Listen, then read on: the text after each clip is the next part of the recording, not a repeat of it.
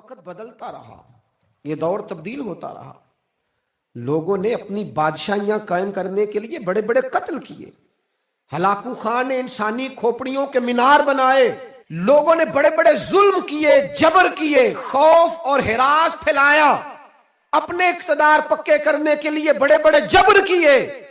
پھر کیا ہوا؟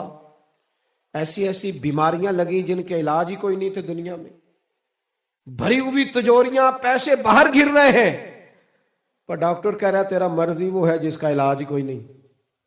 اللہ تبارک و تعالی کے قانون سے جب لوگ ٹکراتے ہیں پھر پاش پاش ہو جاتے ہیں۔ وقت گزرا، ٹائم یزید کا آیا، وقت گزرا تو ٹائم عبید اللہ ابن زیاد کا آیا، ٹائم شمر کا آیا۔ 1450 سال گزرنے کے بعد اس ہزاروں کے مجمع میں سے ایک ایک بچے کو حدیث یاد ہے کہ حسن اور حسین جنتی جوانوں کے سردار ہیں۔ بتاؤ یزید کو نہیں آتی تھی؟ شمر کو نہیں پتا تھا؟ کلمہ تو پڑھتے تھے نا یہ؟ عبید اللہ ابن زیاد کو نہیں پتا تھا؟ نبی پاک علیہ السلام کے کندھوں پر حسنین رہے، ان سب کو پتا نہیں تھا؟ یہ جانتے نہیں تھے کہ یہ وہ حسنین کریمین ہیں جن کو حضور سنتے تھے، فرماتے تھے یہ میرے پھول ہیں دونوں؟ کیا بات رضا اس چمنستان کرم کی، زہرا ہے کلی جس میں حسن اور حسین پھول۔ آج 1450 سال گزرنے کے بعد امت کو حدیث آتی ہے کہ نبی پاک علیہ السلام نے فرمایا جس نے حسن اور حسین سے پیار کیا اس نے مجھ سے پیار کیا، جس نے ان سے بغض رکھا اس نے مجھ سے بغض رکھا۔ کلمہ پڑھتے تھے، مسلمان کہلاتے تھے۔ 10 محرم کو جمعے کا دن تھا، امام حسین امامہ باندھ کے گھوڑے پر بیٹھ کر خطبہ دینے لگے تو ایک شخص اندر سے بول کے کہنے لگا حسین تقریر لمبی نہ کر، ہمارا جمعہ لیٹ ہو رہا ہے۔ بلے و نمازیو، سامنے وہ شخصیت کھڑی ہے جس پر ابھی درود پڑھیں گے نماز میں، اللہم صلی علی محمد وعلا، ابھی درود پڑھیں گے حسین ابن علی پر، ابھی شہید کر کے ابھی درود پڑھیں گے، وہ سامنے کھڑے۔ اور امام حسین کا ایک جملہ تاریخ نے یوں لکھا ہے کہ شاید ریت کے ذرے بھی تڑپ گئے۔ امام علی مقام فرمانے لگے مجھے غور سے دیکھو، تمہیں پتہ ہے میں کون ہوں؟ تم جانتے ہو میں کون ہوں؟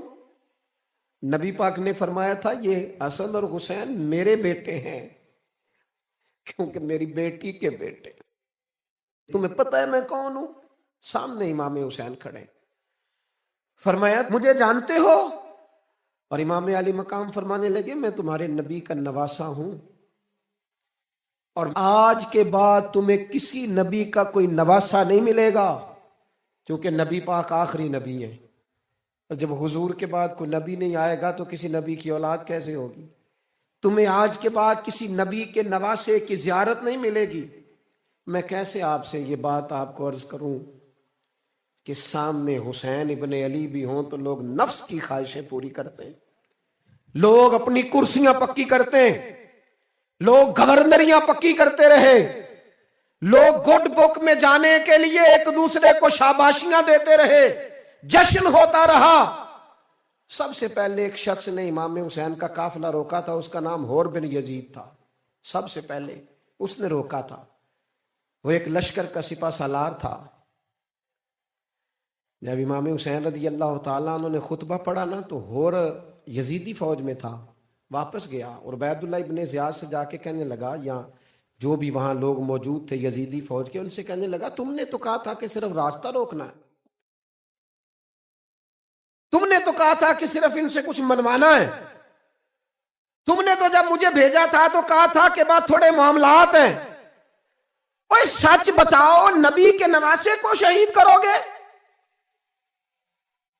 تم نے تلواریں نکال لی ہیں، نیزے نکال لیے ہیں، تیر نکل آئے ہیں، تیاری مکمل ہے، مجھے سچ بچاؤ، کیا حسین ابن علی کی گردن پر خنجر چلانے لگے ہو؟ سیدہ فاطمہ کا جگر پارا شہید ہوگا، کیا یہ خبر سچ ہے؟ یوں ہوگا؟ تو کہنے لگے ہاں یہی حکم ہے ہمیں، یہی تیاری ہے، یہی پروگرام ہے، یہی پلان ہے، یہی ہوگا۔ کہنے لگا میں اور آپ تو مدینے والے رسول کا کلمہ پڑھتے ہیں، تو کیا محبوب کے نواسے کو ذبح کرو گے؟ جناب علی اکبر کو، جن کا چہرہ رسول پاک سے ملتا ہے، حضرت قاسم بن حسن کو، جناب علی کے بیٹوں عباس بن علی کو، حضرت علی کے بیٹے ابو بکر بن علی کو، حضرت علی کے بیٹے عمر بن علی کو، حضرت علی کے بیٹے یہ بھی 3 کربلا میں موجود، حضرت عثمان ابن علی کو، ان کو شہید کرو گے؟ نے کہا ہاں تیاری ہو گئی ہے۔ تو سب کے ضمیر مردہ نہیں ہوتے، ہاں بڑی بڑی سخت جگہوں پہ پھول اگتے ہیں۔ اور نے جب ان سے کہا کہ تمہارا پکا ارادہ ہے، کہا پکا ارادہ ہے، تو اس نے کہا یہ زیرہ پکڑو، یہ عہدہ پکڑو، مجھے تمہارا دیا ہوا عہدہ نہیں چاہیے، حسین کے نانا کی دی ہوئی جنت درکار ہے، یہ رکھو اپنے پاس، مجھے تمہارا۔ ایڑی لگائی اس نے اور دوڑا اور امام حسین کے قدموں میں گیا، کہنے لگا حضور میں مجرم ہوں،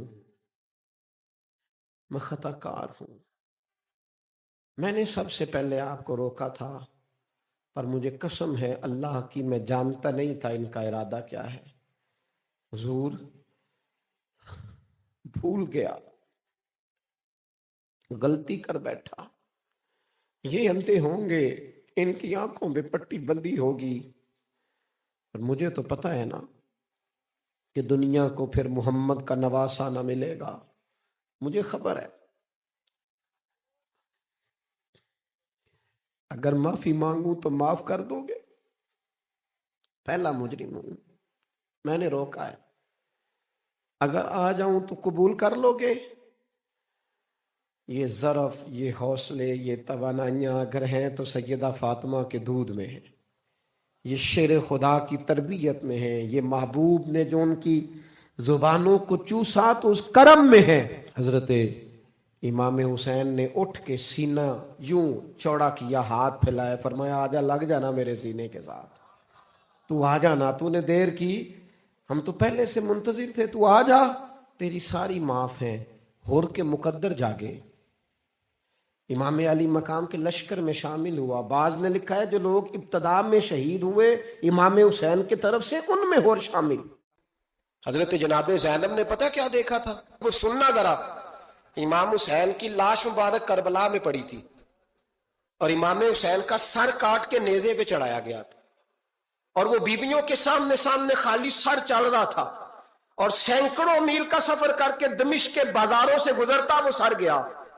آج میں سر کی بات نہیں کرتا، سر کی، آپ مرد ہیں، جوان ہیں سارے، یہاں کسی کا کٹا ہوا ہاتھ پھینک دیا جائے نا، ہاتھ تو لوگ چیخے مار کے دوڑ جائیں گے، بلکہ ہاتھ تو دور رہا، کسی کی انگلی کاٹ کے یہاں پھینکی جائے تو لوگ چیخے مار کے مرد دوڑ جائیں گے، لیکن کٹا ہوا سر دیکھا، لاشیں دیکھے۔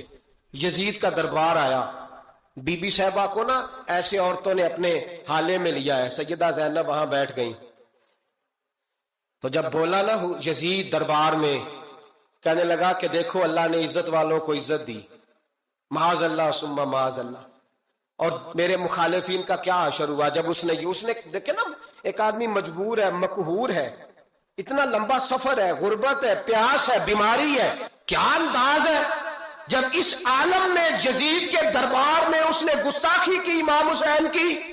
یہاں لوگ کہتے ہیں کسی کو کچھ نہ کہو، کہ کیوں نہ کچھ کہیں، جو سیدنا امام حسین کے بارے میں بات کرے گا زبانیں کھینچیں گے اس کی، جو صحابہ کے بارے میں بات کرے گا ہم کرنے دیتے ہیں؟ یہ کیا بات ہوئی؟ گستاخی کرنا، بے ادبی کرنا، یہ کون سا دین ہے؟ یہ تو تم بے دینی پھیلا رہے ہو۔ سنو، جب اس نے بے ادبی کی تو سیدہ زینب چپ نہیں رہی، بلکہ حضرت زینب بولی اور کھڑی ہوئی، اور آپ نے تلاوت کی قرآن مجید کی، اور آیتیں پڑھی، کہنے لگی وَتُعِزُّ مَن تَشَاءُ وَتُذِلُّ مَن تَشَاءُ بِیَدِکَ الْخَیْرُ، اور آپ فرمانے لگی یزید تو کہتا ہے تیرے مخالفین پسپا ہو گئے، تجھے عزت ملی؟ آپ فرمانے لگے یہ تیرا دربار ہے نا، یہ تیرا سجا ہوا ہے نا، تیرا اس وقت ڈنڈا چلتا ہے نا۔ فرمانے لگی چند سال ٹھہر جا، تیرے اوپر لوگ لعنتیں برسائیں گے، اور فرمایا جب جمعے پڑھے جائیں گے تو لوگ میرے حسین کے نام کے خطبے پڑھیں گے. فرمایا آج یہ تیرا دربار ہے نا. حضرت نعمان بن بشیر صحابی رسول تھے. وہ کہتے ہیں میرے قریب ایک نابینا صحابی بیٹھا تھا. سنو سنو حوالہ میں دکھاؤں گا.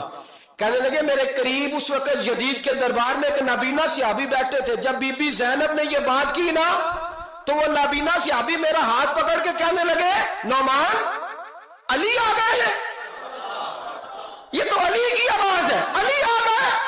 جبریل امین بول رہے ہوں جیسے حکمت کے گوہر رول رہے ہوں جیسے دربار دمشق میں وہ زینب کا خطاب منبر پہ علی بول رہے ہوں جیسے. کہنے لگے علی آ گئے. علی یہ تو علی کی آواز ہے. جناب نعمان بن بشیر کہنے لگے نہیں، علی جب بولتے تھے تو بڑا رنگ ہوتا تھا. ابھی تو زینب کھل کے بول ہی نہیں رہی. ابھی تو زینب ستائی ہوئی ہے.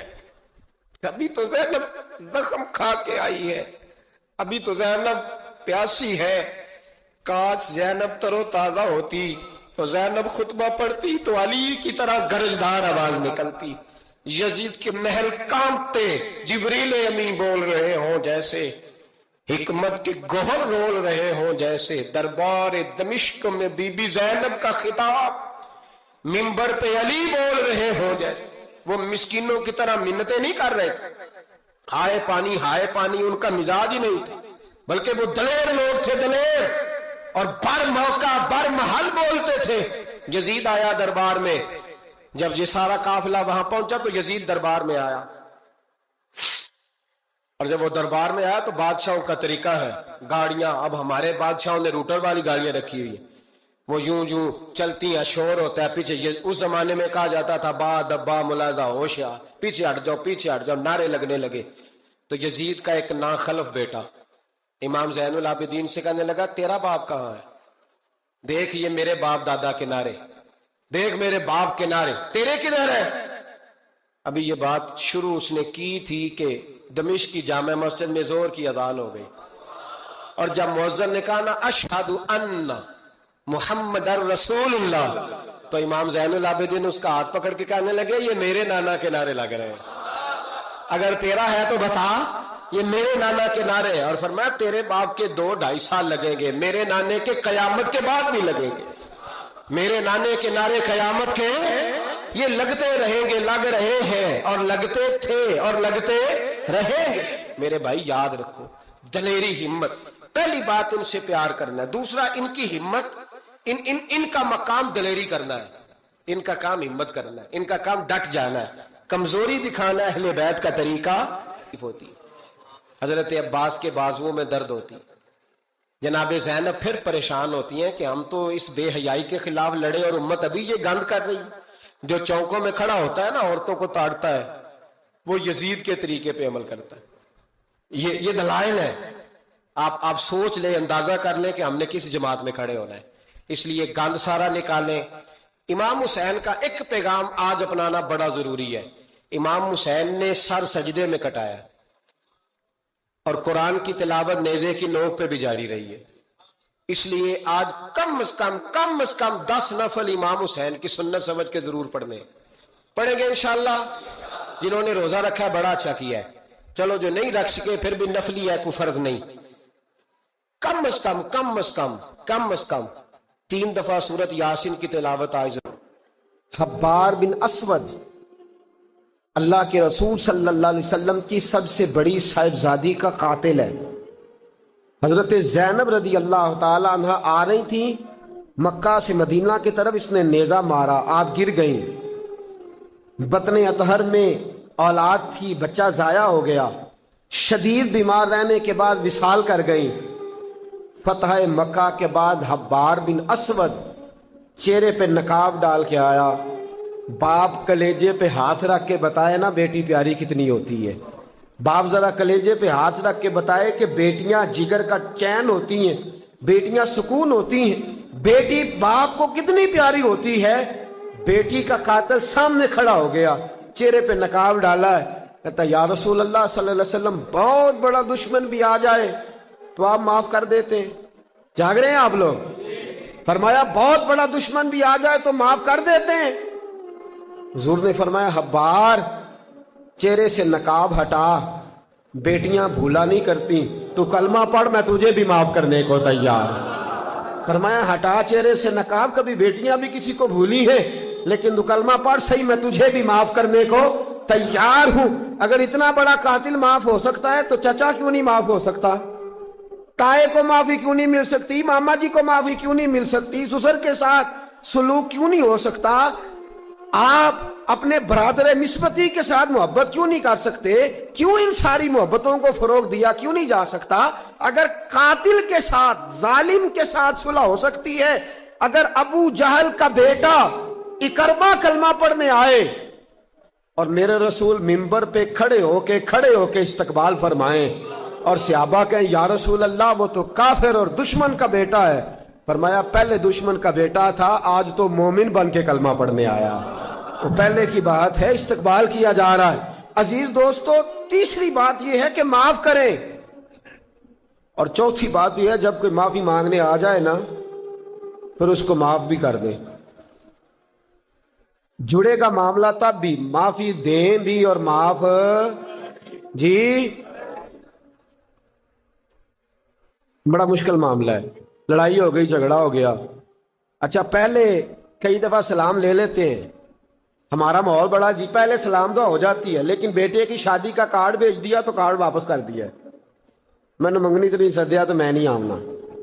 वाह जी वाह, भाई मंगनी पे आपका आना कुछ जरूरी थोड़ा था, जब घर वाले का दिल करे बुलाए। फिर वो सारी बरादरी को लेकर दरवाजे पे गया, पर पुपी कहती है मैं आती ही नहीं। मामा जी कहते हैं तू जो मर्जी कर ले, यही तो मौका आया है। हदीस सुनाऊं, इतने सख्त लफ्ज, इतने सख्त, रहमत लिल आलमीन रसूल इतने नाराज नजर आते हैं। हुजूर ने फरमाया तरगीब व तरहीब में हाफिज मुंजरी रहमतुल्लाह अलैह हदीस लाए, रसूल रहमत सल्लल्लाहु अलैहि वसल्लम ने फरमाया जिससे उसका भाई माफी मांगने आया और उसने माफ न किया, जिससे उसका अजीज, उसका दोस्त, उसका रिश्तेदार, उसका मोमिन भाई माफी मांगने आया और इसने माफ न किया, फरमाया अगर माफ नहीं ना करना तो मेरे हौजे कौसर पे ना आए, मैं जाम नहीं पिलाऊंगा। हौजे कौसर पे बिल्कुल ना आए, मुझसे जाम का मुतालबा ना करे, सख्त गर्मी के माहौल में मैं नहीं जाम पिलाता। अगर मुझसे जाम लेना है मेरे हाथों से तो जब भी कोई माफी मांगने आए फौरन माफ कर दिया करो, जब भी कोई। और माफी बंदे के लिए नहीं देनी, अल्लाह की रजा के लिए दे दी। बंदे में तो कोताहियां मौजूद रहेंगी, बंदे में तो गलतियां मौजूद रहेंगी। आज इख्तलाफात है रिश्तेदारों में, इतने इख्तलाफात के साल फौतगी हो गई, एक शख्स फौत हो गया जो किसी का नाना है, किसी का पोत, किसी का नाना लगता है, किसी का दादा लगता है, किसी का मामा लगता है, किसी का चचा लगता है, किसी का फूफा लगता है, लेकिन लड़ाइयां ही बड़ी हैं। बेचारा फौत भी हो गया, इंतकाल ही कर गया, अब भी जनाब आते हैं तो सीधे जनाजा गाह, उसके लिए नहीं, लोगों को दिखाने के लिए। जनाजा गाह आए, जनाजा पड़ा और लौट गए। भाई इतनी नफरत के मरने वाला मार ही गया है और हम अभी तक दरगुजर करने को तैयार नहीं। मेरे रसूल करीम सल्लल्लाहु अलैहि वसल्लम ने फरमाया अगर तू चाहता है कि तेरी उम्र भी ज्यादा हो और तेरा रिस्क भी ज्यादा हो तो अपने रिश्तेदारों से अच्छा सलूक कर, अल्लाह दोनों चीजों में बरकतें पैदा फरमा देगा। किन से अच्छा सलूक कर जी? ये नहीं फरमाया वो भी जवाब में अच्छा ही करें तो तब है। सबसे अफजल सदका कौन सा है? गरीब को देना, मिस्कीन को देना, यतीम को देना, मदरसे को देना, मस्जिद को देना, सबसे अफजल सदका। अच्छा ये हदीस आपने पता क्या करना, जो मैं सुनाने लगा हूं, ये घर जाना है, इसको लिख लेना है और इसको ना पढ़ना है कभी कभी खोल के कि ये क्या जुमले हैं हुजूर सैयद आलम के, महबूब पाक के, ये कैसे अजीब हुजूर ने फिक्रे और किस अंदाज में समझा दिया, कितनी खैर उंडेल दी अपने गुलामों के दिलों में। हुजूर ने फरमाया गुलामों पता है सबसे अफजल सदका कौन सा है? एक सहाबी कहने लगे हुजूर यतीम को देना, फरमाया नहीं। सबसे अफजल सदका कौन सा है? या रसूल अल्लाह मिस्कीन को देना, फरमाया नहीं। सबसे अफजल सदका हुजूर मुसाफिर को देना, फरमाया नहीं। सबसे अफजल सदका या रसूल अल्लाह मुजाहिदीन इस्लाम को देना, फरमाया नहीं। हुजूर फिर बड़ी काबिल गौर हदीस, जागिएगा जरा, जरा आंख खोलिएगा, जरा टेक छोड़िएगा, ذرا عجیب انداز دیکھیے گا میرے ماں بھئی حدیث میں فکریں کیسے بیان فرمائے. رسول پاک نے فرمایا تیرا رشتہ دار ہو، سب سے افضل صدقہ کیا ہے؟ تیرا، بولیے یار، تیرا رشتہ دار ہو اور غریب ہو، حقدار ہو. اور اگلے لفظ بڑے عجیب ہیں، تیرا رشتہ دار ہو، غریب ہو اور تجھ سے ناراض ہو. کیسی بات ہے؟ فرمایا تیرا رشتہ دار ہو، غریب ہو اور تجھ سے ناراض ہو. فرمایا کسی بھی طریقے اس کے گھر صدقہ پہنچا دے، سب سے افضل صدقہ کرنے کا ثواب لکھا جائے گا.